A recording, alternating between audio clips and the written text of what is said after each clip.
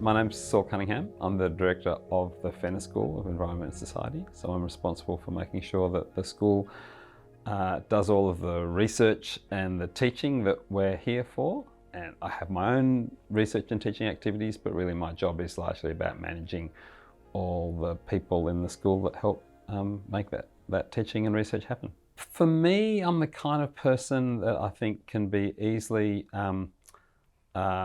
distracted or preoccupied by thoughts in the back of my mind.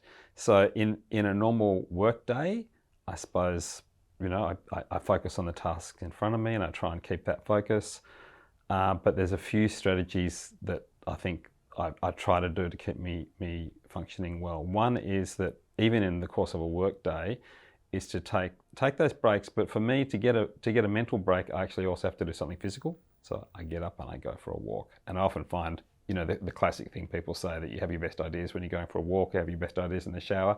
For me, that going for a walk is something that both clears my mind, but actually often leads to insights into what I should be doing.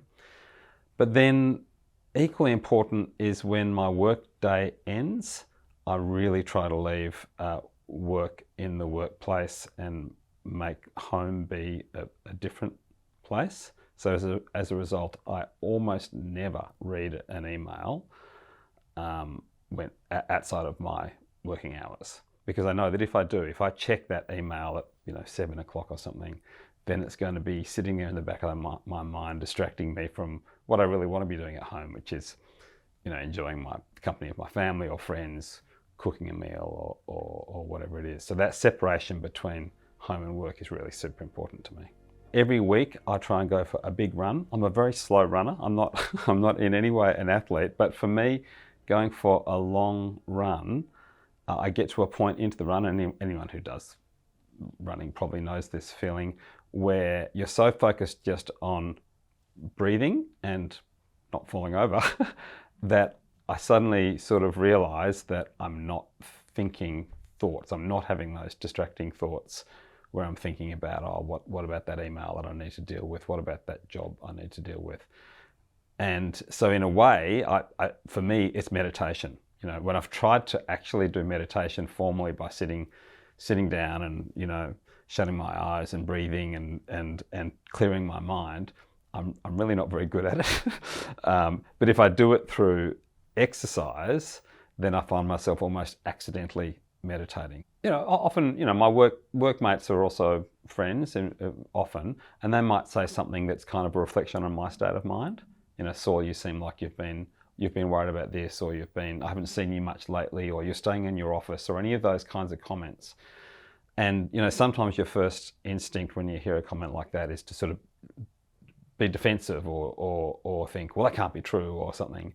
But I've really learned over time that if that's what people around me are saying, workmates, or importantly, family, people that know me in other contexts, to try and really think, all right, if that is what someone else is saying, then maybe there's an observation there that I ought to think about. That listening to other people is a big part of trying to be aware of your mental health. The Fenner School of Environment and Society focuses on environment issues, both in research and teaching.